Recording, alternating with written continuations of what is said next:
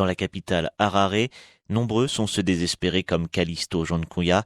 Ce chef d'entreprise en réfrigération voulait s'agrandir à la fin des années 90, mais avec les sanctions, impossible d'attirer les investisseurs étrangers. Il tourne au ralenti. Nous employons plus de 350 personnes ici. Nous sommes maintenant à moins de 50 employés. Voilà le résultat des sanctions.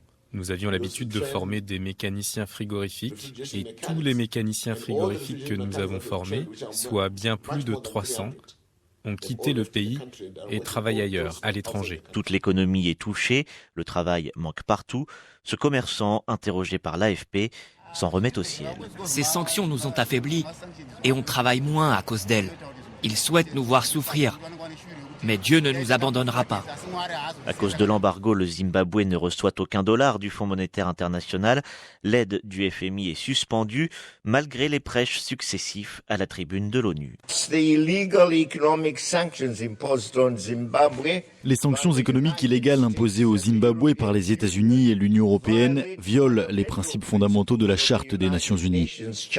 En 2014, le président Mugabe joue son va-tout, car la dette est vertigineuse, 6 milliards d'euros d'arriérés et près de 10 milliards d'emprunts. Shame, shame. Shame, we say. Honte, honte, honte aux États-Unis. Honte, honte, honte aux Britanniques et leurs alliés qui continuent à nous imposer des sanctions illégales. Le Zimbabwe est pour les Zimbabwéens.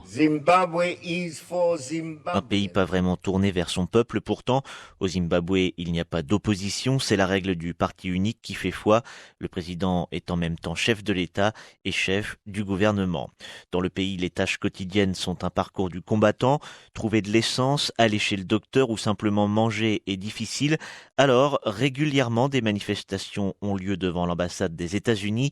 Washington joue la carte des droits de l'homme avant toute levée des sanctions. Hypocrisie dénoncée par cette militante. Nous ne voulons pas que des conditions soient imposées au gouvernement ou au peuple zimbabwéen pour leur dire « faites ceci pour qu'on lève les sanctions ». Surtout si c'est fait par des gens qui prétendent être les champions de la démocratie et des droits humains, mais qui en réalité ne respectent pas ce qu'ils prêchent. Cela fait maintenant 5 ans que le pays est dirigé par une nouvelle tête, Emmerson Mnangagwa. Le Zimbabwe est en transition et nous sommes déterminés à surmonter la réalité, à savoir l'effondrement de notre économie et de notre monnaie à cause des sanctions illégales qui nous sont imposées. Mais malgré les promesses d'ouverture du président, son pouvoir est toujours accusé de réprimer violemment les voix dissonantes. L'impact du changement et des réformes sur la vie quotidienne prend du temps, mais nous sommes dans la bonne direction. We are in the right direction. Comme son prédécesseur, le président Mnangagwa en appelle à l'ONU. We shall continue to put in place social safety nets. Nous allons continuer à mettre en place des réformes sociales pour protéger les personnes les plus vulnérables de notre société.